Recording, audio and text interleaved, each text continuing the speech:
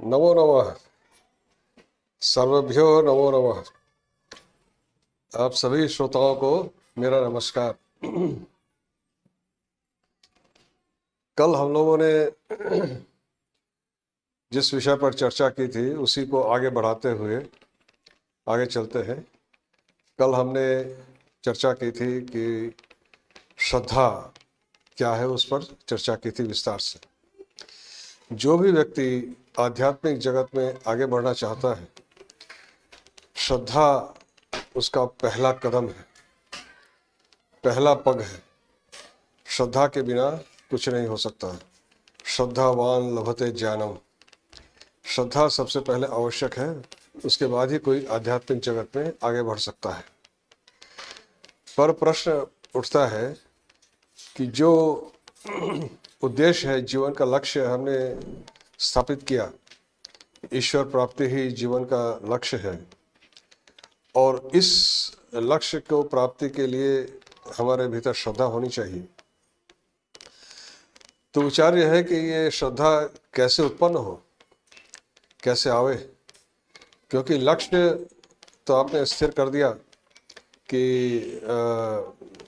ईश्वर प्राप्ति ही जीवन का लक्ष्य है, पर उसको ईश्वर को पाने के लिए कोई क्यों अपना जीवन खपा दे?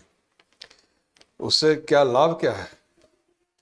हम जब भी कोई कार्य करते हैं, सबसे पहले यह देखते हैं कि उससे हमें लाभ क्या है। बिना लाभ के किसी कार्य में कोई मूर्ख भी कभी प्रवृत्त नहीं होता।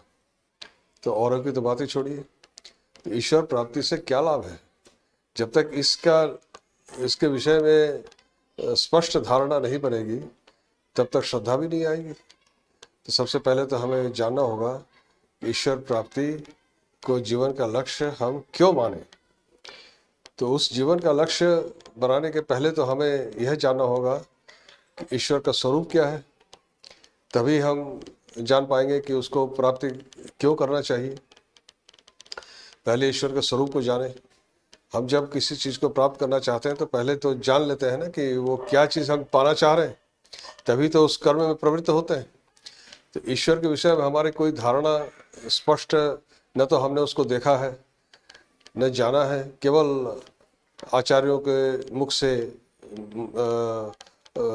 महापुरुषों के मुख से, शास्त्रों में सुना है, पढ़ा है, पर उसके बारे में स्पष्ट धारणा नहीं है कि वो क्या है। उसको पाने के लिए हमें क्यों प्रयत्न करना चाहिए, और पा भी जाएंगे तो हमें मिलेगा क्या, उससे लाभ क्या होगा। तो सबसे पहले तो ईश्वर के संबंध में जो हमारी अवधारणा है वो स्पष्ट होनी चाहिए, तभी लक्ष्य निर्धारित होगा। ईश्वर का स्वरूप क्या है? हमारी जो भी गतिविधियां हैं वह किस प्रकार से नियंत्रित होती हैं। हम सब जानते हैं कि हमारे शरीर में 5 ज्ञानेंद्रियां हैं, 5 कर्मेंद्रियां हैं, और हर ज्ञानेंद्रियों का अपना एक विषय है। जैसे आँख हमारी ज्ञानेंद्रिय है। आँख का विषय है रूप। रूप से आप अंग्रेजी ब्यूटी शब्द न समझिए। रूप का अर्थ है रंग, जैसे लाल, हरा, नीला, पीला, और आकृति, कोई भी आकृति, वही रूप है। क्योंकि हमारी आँखें कोई जो भी देखती है उसको ग्रहण करते हैं। उसी प्रकार नाक से हम गंध ग्रहण करते हैं, कानों से ध्वनि ग्रहण करते हैं, जिह्वा से रस ग्रहण करते हैं, और त्वचा से स्पर्श का अनुभव करते हैं। इसके अतिरिक्त और भी है, शारीरिक स्त्री पुरुष के मिलन का सुख इत्यादि सब है, शरीर के सुख। इसके द्वारा हम इंद्रियों को, इंद्रियां हमारी उधर को ही जाती हैं, उन्हीं विषय की तरफ दौड़ती है जहां उससे आनंद मिलता है। आपने पशुओं को देखा होगा। पशु की प्रवृत्ति पूरी तरह इंद्रिय परक है। वो पूरी तरह प्रकृति के अधीन है। वह इंद्रियों के अतिरिक्त और कुछ नहीं जानता, पूरी तरह से इंद्रियों के अधीन है। आपने एक कुत्ते को देखा होगा, जब उसको छोड़ दिया जाता है तो जमीन में सूंघते हुए जाता है, क्योंकि उसकी घ्राण शक्ति बड़ी प्रबल है। वो सूंघता है कि उसको कहाँ अपने मतलब की कोई चीज़ दिखाई पड़ जाए जिससे उसे उसी में सुख मिलता है। उसी प्रकार हर पशु की कोई ना कोई इंद्रिय तीव्र होती है और वो उसकी इंद्रिय उसे जहाँ ले जाती है वो उधर ही हो जाता है। उसका अपने इंद्रियों पर कोई नियंत्रण नहीं है, पूरी तरह वह प्रकृति के अधीन है। अपना कठोपनिषद में जो मैंने कल कठोपनिषद का उल्लेख किया था, इसी कठोपनिषद में कहा गया है परांच खानी व्यतीर्णत। खम का अर्थ होता है आकाश या इंद्रिय, और पराज का अर्थ होता है बाहर की ओर। तो ईश्वर ने हमारी इंद्रियों को एक तरह से, और व्यतीर्णा के मतलब होता है, व्यतीर्णत का अर्थ होता है हिंसा करना, अर्थात जबरदस्ती हमारे इंद्रियों को बाहर की ओर मोड़ दिया। तो हम अपनी इंद्रियों के माध्यम से केवल बाहर की ओर ही देख सकते हैं, भीतर की ओर नहीं देख सकते हैं। और प्रत्यक का अर्थ होता है भीतर। कश्चित प्रत्यगात्मा, कोई एक प्रत्यगात्मा मतलब भीतर की ओर देखने वाला। जब वो भीतर की ओर देखता है तब वह उसको उस अंतरात्मा की उपलब्धि करता है। पर भीतर की ओर मोड़ना बहुत आसान नहीं है। हमारी इंद्रियां सब बाहर की ओर जाती हैं, हम उसी सुख का अनुभव करते हैं।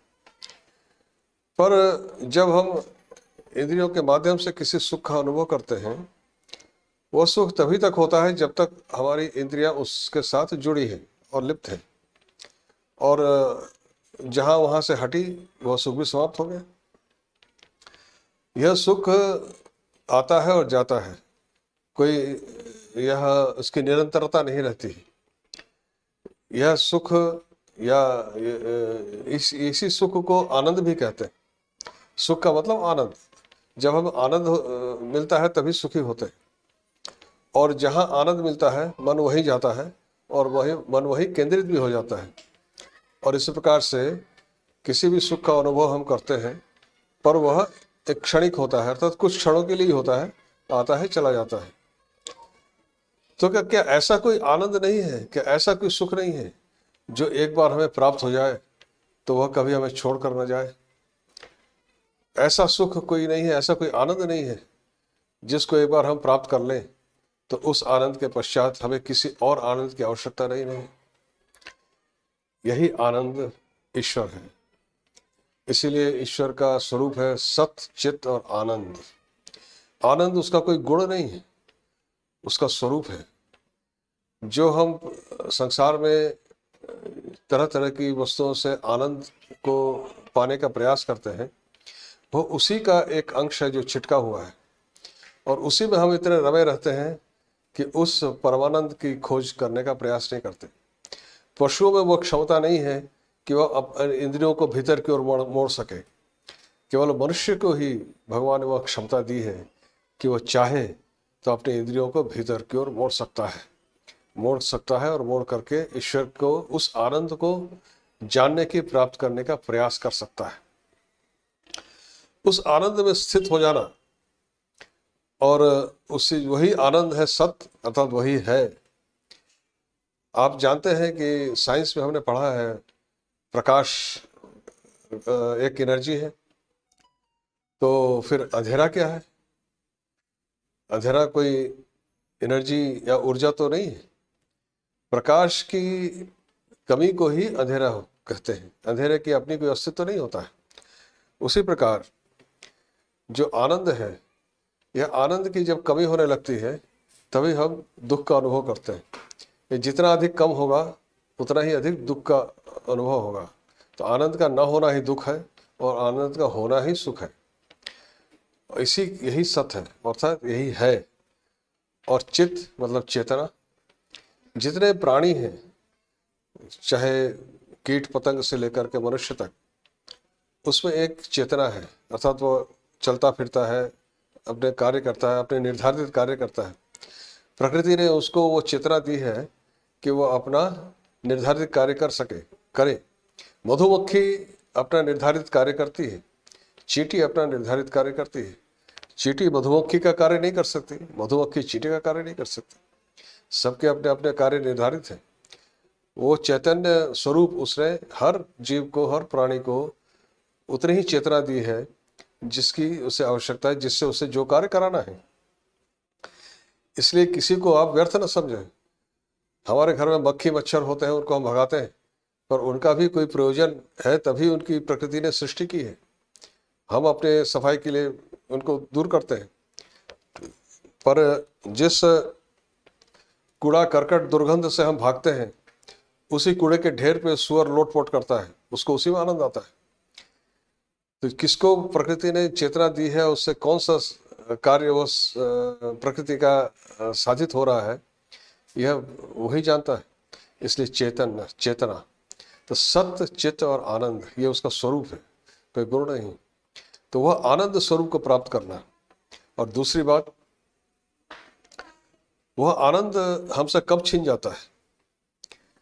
हमसे जब छीन जाता है, जब हमारी स्वतंत्रता छीन जाती है। आप जानते हैं, कोई अपराधी जब कोई अपराध करता है तो उसको जेल में डाल दिया जाता है। तो जेल में डालने का तात्पर्य क्या है? उसकी स्वतंत्रता, उसकी स्वाधीनता छीन ली गई। और हर प्राणी अगर उसको स्वतंत्रता छीन ली जाए तो वो उसमें से निकलने के लिए छटपटाता है। किसी चिड़िया को आप पिंजरे में बंद कर दें तो पिंजरे से निकलने के लिए छटपटाएगा। अर्थात हर प्राणी मुक्ति के लिए छटपटाता है, वह इस संसार में हो, चाहे वह कोई भी जीव हो। उसमें एक भीतर विद्यमान है मुक्ति की इच्छा, वह चाहे जाने या न जाने, यह उसका स्वभाव है। स्वभावगत मुक्ति की इच्छा है, चाहे वह चिड़िया हो, सांप हो, बिच्छू हो, शेर हो। किसी को आप पिंजरे में बंद कर दीजिए, वो वहां से निकलने के लिए छटपटाएगा, क्योंकि उसकी स्वतंत्रता, उसकी स्वाधीनता छिन गई, मुक्ति छिन गई। क्योंकि मुक्ति में ही आनंद है, तो वह मुक्त स्वरूप है, आनंद स्वरूप, मुक्त स्वरूप भी है। तो मोक्ष का दूसरा अर्थ है केवल जन्म मृत्यु से छुटकारा नहीं, उस आनंद में स्थित हो जाना। इसलिए जीवन का लक्ष्य है उस आनंद को प्राप्त करना, जिसको प्राप्त करने के बाद किसी और की आवश्यकता नहीं कर सकती। उस आनंद में एक बार कोई पहुंच जाता है तो फिर वो बार बार इस जन्म मृत्यु के चक्कर में नहीं आता। और यही मोक्ष है, यही परमानंद है। इसी को प्राप्त करना ही जीवन का लक्ष्य है। क्योंकि हम कितना भी कार्य करें, कुछ भी करें, जो भी प्राप्त कर लें, वह आनंद कुछ समय तक ही हमारे साथ रहेगा, फिर उसके बाद चला जाएगा। जब शरीर साथ नहीं देता तब इंद्रियों से भी भोग नहीं हो सकता। इसीलिए नचिकेता ने यम के द्वारा जितने कुछ दिए जा रहे थे, सब उसने प्रत्याख्यान कर दिया, कुछ भी उसने स्वीकार नहीं किया। उसने कहा कि ये सब तो इंद्रियों को शिथिल कर देंगे, और एक न एक दिन तो मुझे आपके पास आना ही पड़ेगा। अब मैं जितने दिन अधिक जी लूँ, वह अनंत काल के दृष्टि में बहुत तुच्छ है, बहुत थोड़ा सा ही है। तो हमें ईश्वर को प्राप्त, ईश्वर प्राप्ति को जीवन का लक्ष्य क्यों बनाना है,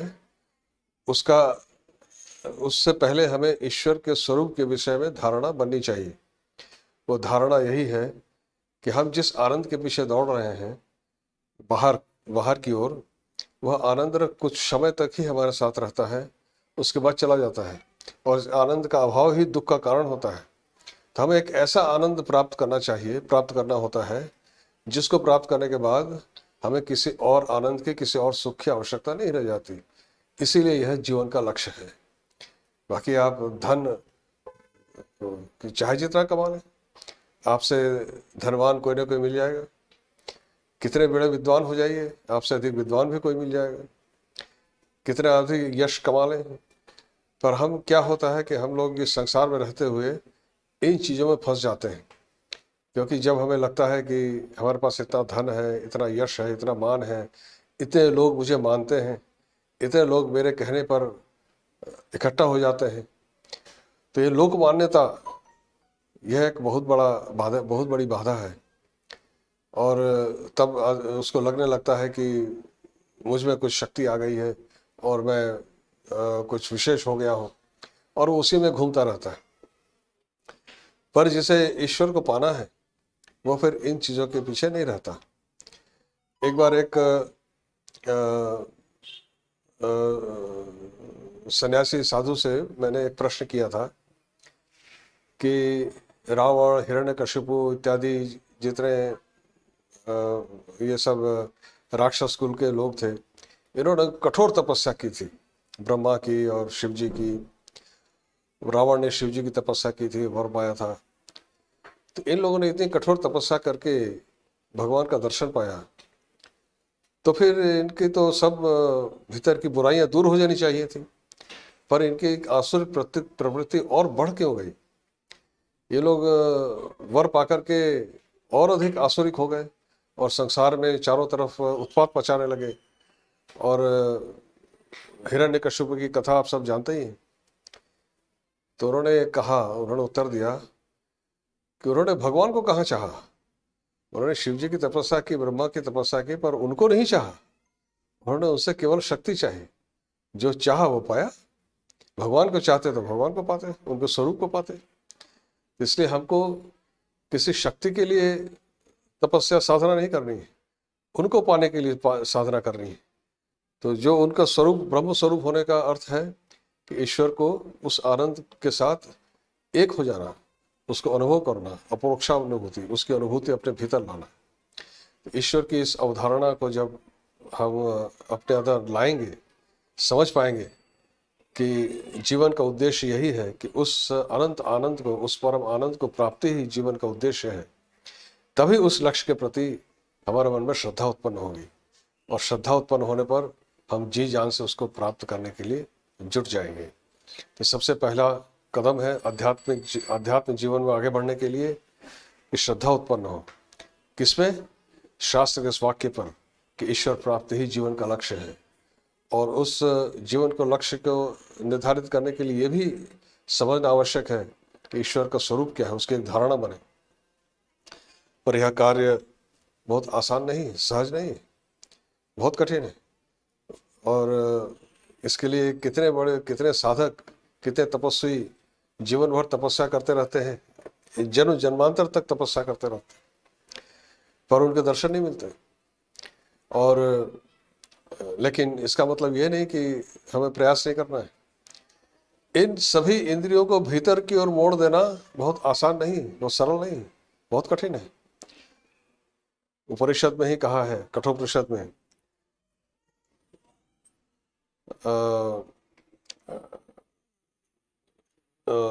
उत्तिष्ठत जागृत प्राप्य वरा निबोधत क्षुरस्य धारा निशिता दुरत्यया दुर्गम पथस्तत् कवयो वदन्ति। मतलब उठो, जागो। और स्वामी विवेकानंद के इसका अर्थ क्या है? उठो, जागो और तब तक चलते रहो जब तक लक्ष्य की प्राप्ति ना हो जाए। और लेकिन ये भी कहा उपनिषद ने, वेदों ने ये भी कहा कि क्षुरस्य धारा निशिता दुरत्यया। क्षुर कहते हैं जो नाइयों के पास दाढ़ी बनाने के लिए उस तरह होता है ना, उसको संस्कृत में क्षुर कहते हैं। वो सबसे अधिक उसकी धार तेज होती है। आप चाकू से सब्जी तो काट सकते हैं, लेकिन दाढ़ी नहीं बना सकते। इसलिए क्षुर की धारा का उपाधि गई है कि क्षुर की धार की तरह तीक्ष्ण है वो, जिसके ऊपर चलना, क्षुर की धार के ऊपर चलना जितना कठिन है, इस मार्ग में चलना भी उतना कठिन है। और कवयः वदन्ति, मतलब ऋषि गण ऐसा ही कहते हैं, परंतु फिर भी कहते हैं उत्तिष्ठत जागृता, उठो और जागो। और जागो किससे? मोह निद्रा से जागो। इस जो संसार में हम पड़े हुए हैं निद्रा में, अपने आसक्ति में, उससे जागो और उठो, उठकर खड़े हो और चलो। कठिन है पर करना तो पड़ेगा। उस लक्ष्य को पाना है तो सब कुछ त्याग करके उसके पीछे लगना पड़ेगा। चलिए आज यहीं तक, फिर अगली कक्षा में इसके आगे बढ़ेंगे। नमो नमः।